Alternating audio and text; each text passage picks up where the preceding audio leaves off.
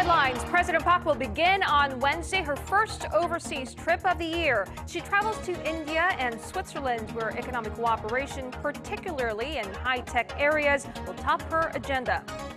The head of the ruling Senate Party vows legislative action to speed up the restructuring of the indebted public sector and improve North Korea's human rights situation. Plus, the Japanese government releases a set of textbook guidelines that bolster its territorial claims over the Korea-controlled Dokdo Islets and disputed areas in the East China Sea, and the latest in a string of moves incensing neighboring countries. With these stories and more, next on Primetime News.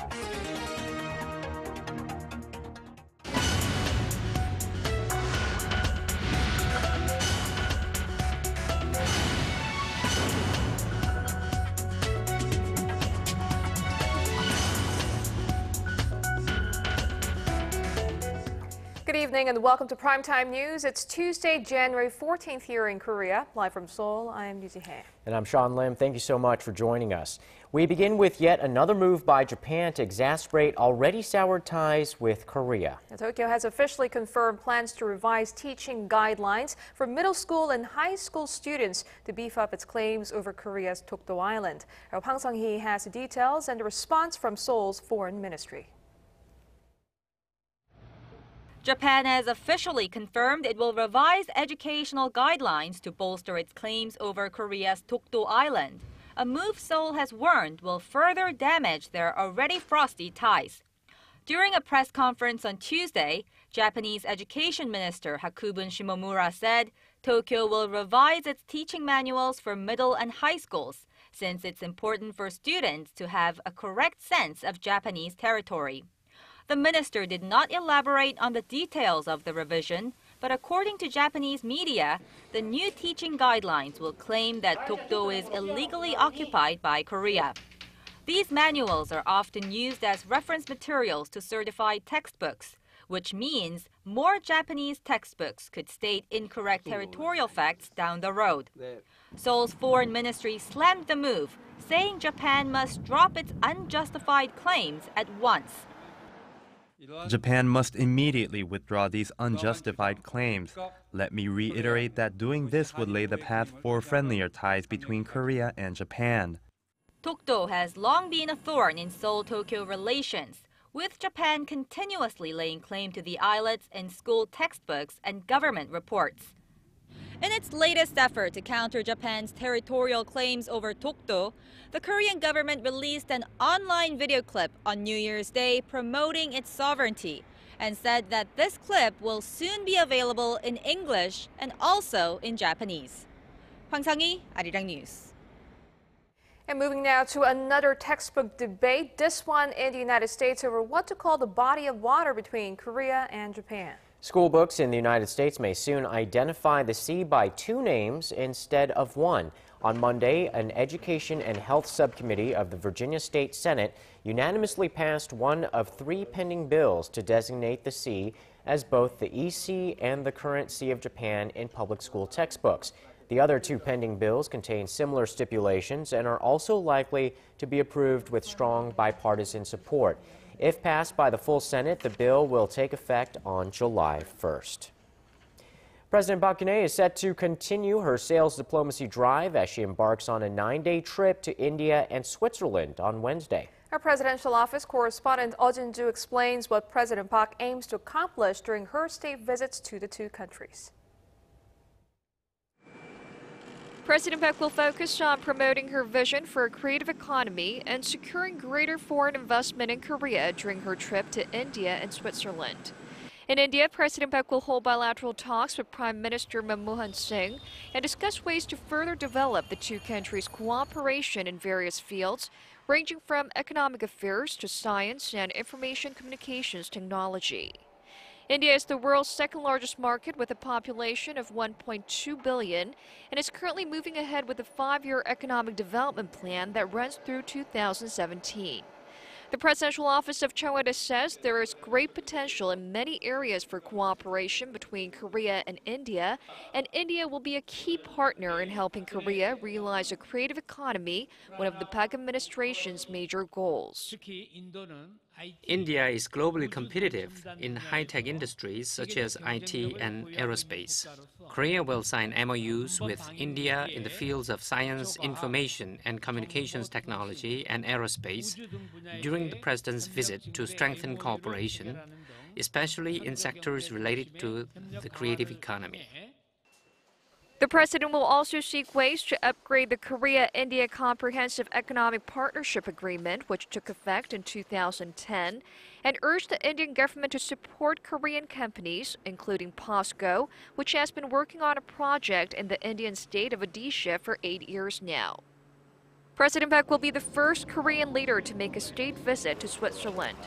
There she will hold a bilateral summit with President of the Swiss Confederation, Didier Burkhalter, and visit economic sites to benchmark Switzerland's vocational training system and its economic system, which is centered around small and mid-sized firms, all of which could be linked to her vision for a creative economy.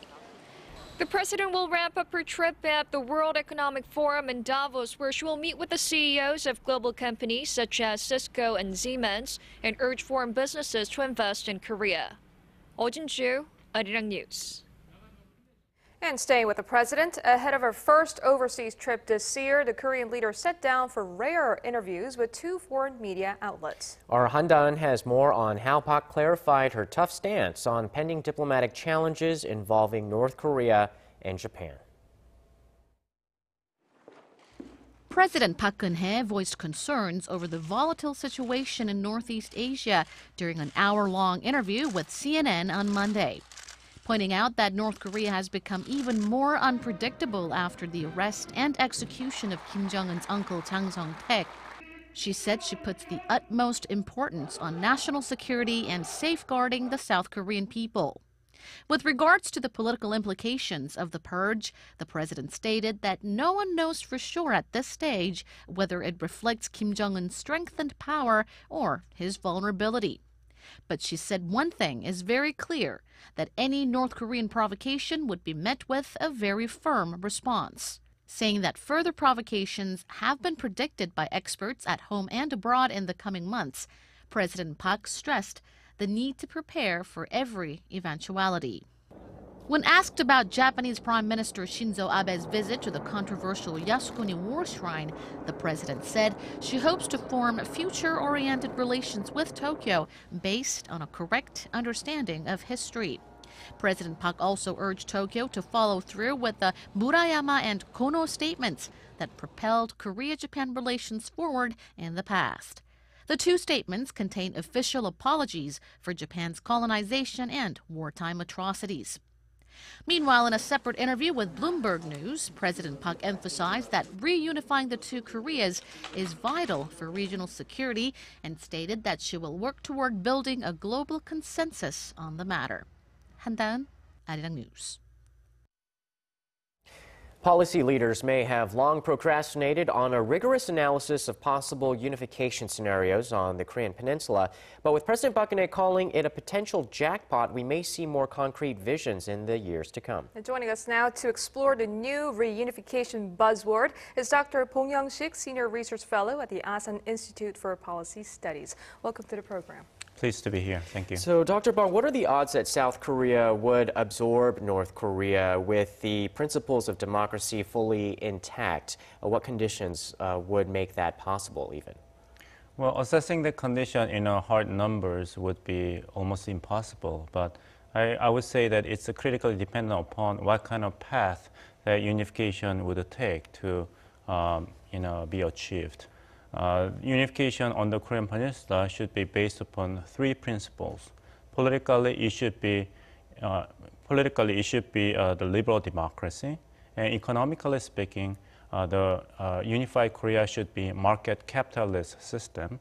And thirdly, in terms of national security, it should be premised upon the principle of nuclear-free Korean Peninsula. So would this be the most ideal condition in terms of unification? Speaking of the most ideal conditions, can be also framed how to avoid the worst form of unification.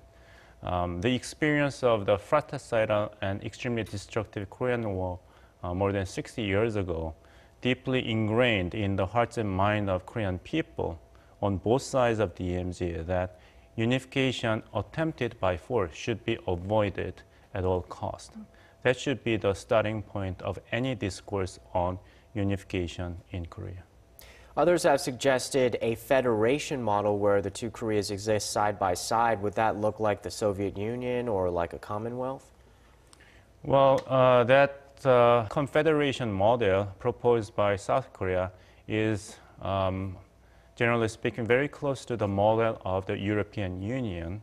And the federation model asserted by North Korea is like creating unified Korea, very similar to the United States. I would like to repeat that path toward the ultimate goal is very important than what kind of ultimate form of unification will be achieved. Because in case of China and the United States, those people had to go through destructive and difficult wars to achieve the political union that lasted. But in case of Germany, that political union was, relatively speaking, made in a more peaceful manner. That is why Koreans are far more interested in emulating the success of Germans. So what sort of economic projects would create the so-called jackpot? Well, if I were able to predict, then I would make myself a rich man. But I would just point out a few things. That one is the connection of the transcontinental railways, starting from port city of Busan via Russia all the way to Europe. And another project would be the Russian pipeline that would deliver pipeline gas, not liquefy the gas through the shipment. They will help reduce the cost of importation of natural gas for South Korean economy by at least 30%, according to this estimate. So do you think economic growth and money will be the main drivers for reunification? Is this what the public is responding to the most? You can say that the economic approach to the question of unification has been pretty dominant in the mind of Korean public. So Park Geun-hye administration, since it threw the buzzword of unification as a jackpot, it has a homework to do, how to persuade the skeptical and anxious Korean public to buy into the government's lead, to think positively about unification. But unification is not just the economic matter. It's, borrowing US President Obama's term, that it's creating more perfect union. It's a political project. So how to balance and compromise and integrate the economic benefits and political interest in the right terms should be the question that would dictate our approach to achievement of peaceful unification in the future. All right, Dr. Hwang, thank you very much for coming in today and for your insight tonight. Thank you. Before your day ends and another begins, get the latest news live from Seoul. Residents whose features restrictions is on the rise. closing ceremony. Expert analysis from Asia's heartbeat. The legislature circumstances. With a viewpoint only Korea's global network can provide. The United States, the latest report, less than Unrivaled access from a team always on standby. Meaning came on to maneuver, trying to cover up the South's true intentions of maintaining confrontation. A day after a New Year's press conference by the opposition party on Monday, the head of the ruling Saenuri Party held one of its own. He vowed to speed up the restructuring of the indebted public sector and improve North Korea's human rights situation. Kim Hyun-ji reports. Ruling party chief Hwang Sung-hee called for a rigorous reform of public sector corporations in his New Year's press conference Tuesday, saying many of them are poorly managed and weighed down with debt. My party will set up a committee for economic reform, which will have 2 subcommittees, each tasked with reforming public corporations and regulations. He also pledged to boost domestic demand and foster the service sector. Regarding healthcare policy, Hwang said the party wants to enable hospitals to form for-profit subsidiaries. he denied that doing so would privatize the health sector.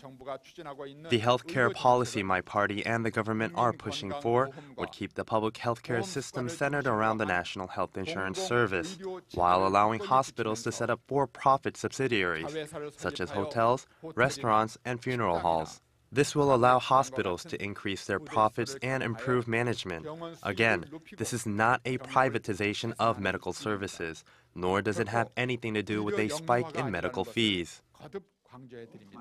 In line with President Park's emphasis on reunification, Hwang said his party will start laying the groundwork for reunification, including the passage of a North Korea human rights bill. The existing North Korea human rights bill, first introduced by the Saenuri Party in 2005, stipulates that the South Korean government make rigorous efforts to protect the human rights of the North Korean people, currently a population of roughly 24 million.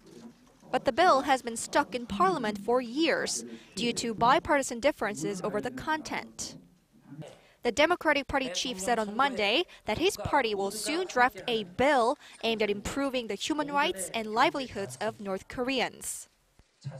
The ruling party chief stressed that his party's #1 priority is to reduce social conflict and achieve national unity, saying that those things are key for achieving reunification and bringing the country a per capita income of $40,000. He also pledged to normalize parliamentary politics and strengthen relations with the opposition party.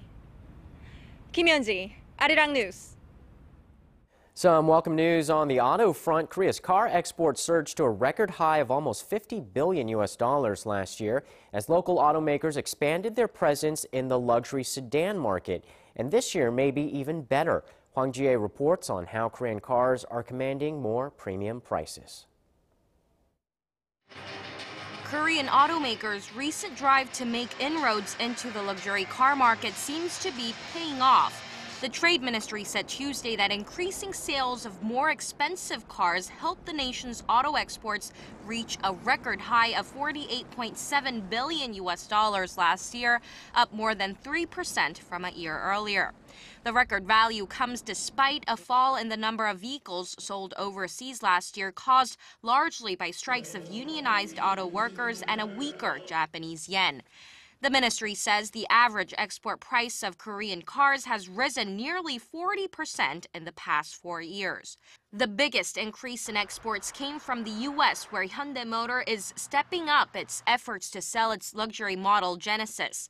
The Korea Automobile Manufacturers Association estimates Korea's overall 2013 vehicle shipments to the U.S. at a record $12 billion, up nearly 15% from the previous year.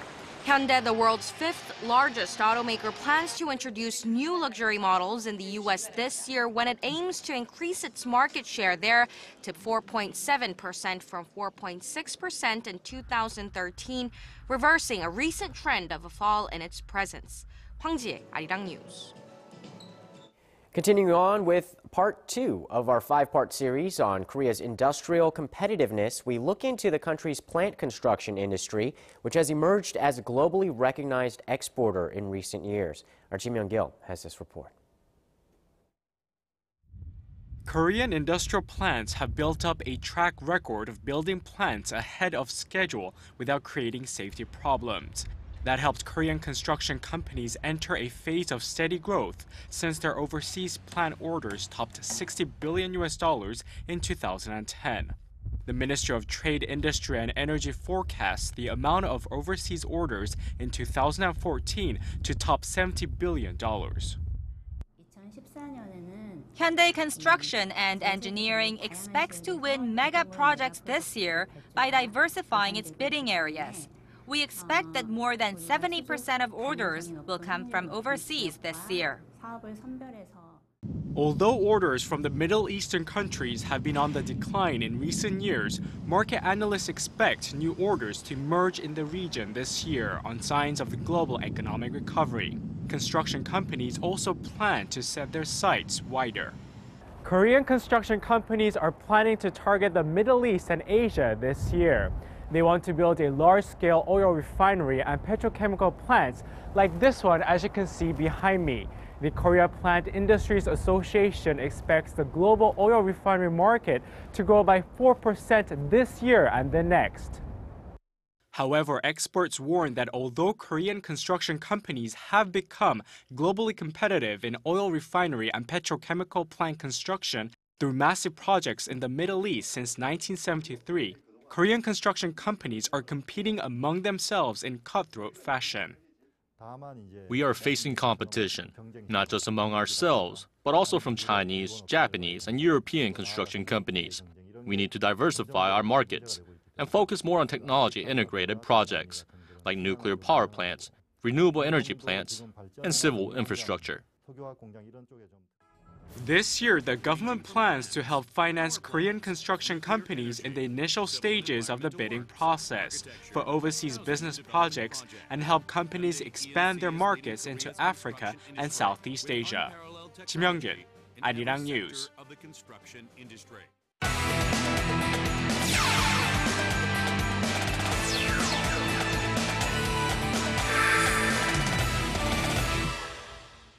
South Korea is making headway in winter sports. The nation's largest ever delegation is headed to the Sochi Olympics. Stephen Che joins us in the Sports Center with the details. Hello there. Hey guys, it looks like that goal of a top 10 medal finish is going to be well within reach as 4 more athletes have punched their tickets to the Winter Games in Russia. It's been confirmed that Korea will send 4 athletes to compete in 3 luge events. Kim Dong-yeon will compete in men's singles, Park Jin-young and Cho Jung-myung in men's doubles, while Sung Eun-young will take part in women's singles. South Korea sent just 1 athlete for men's singles during the 2010 Games in Vancouver. Now heading to the greens, Tiger Woods has retained the PGA Tour's top ranking for the 43rd week in a row. Woods secured his top spot as the #1 golfer in the tour with an average of 11.26 points earned after participating in 41 events. Meanwhile, he'll be teamed up with Fred Couples and Stephen Gallagher for the Champions Challenge on the 28th as part of the 25th anniversary of the Dubai Desert Classic. And coming back home, the Korea Baseball Organization has decided to get rid of the salary cap imposed on foreign players. This comes after a bunch of big signings in the offseason, as well as revelations that teams had completely disregarded the rule in the past. Not only will foreign players now be able to make more than $300,000 a year, but also will be able to re-sign with more than just a 25% raise. Now let's get to Tuesday's matches, starting in the KBL. Top-ranked Mobis hosted last-place Dongbu in Ulsan. Now Mobis starts out hot, but Dongbu catches up in the second quarter. Dongbu's up 43-39 at the half. Then Rod Benson, playing limited minutes, explodes in the third for 15 points, putting Mobis up by 10. Now the home team closes it off in the last period. Benson ends with 25 points and 10 boards, and Mobis wins 92-79. Now it's time for the V-League. Urikar took on Samsung Hwajae at home in Asan. Now the visitors set the tone, taking the first set 25-20. Urikar comes back to even it up, but that's all they're going to get as Samsung takes the third as well as the fourth by a hair. Leo Martinez has another huge game with 47 points, and Samsung blazes to a 3-1 victory. And that does it for me here in the Sports Center. This has been Stephen Che. Check back at midnight for the latest in the world of sports.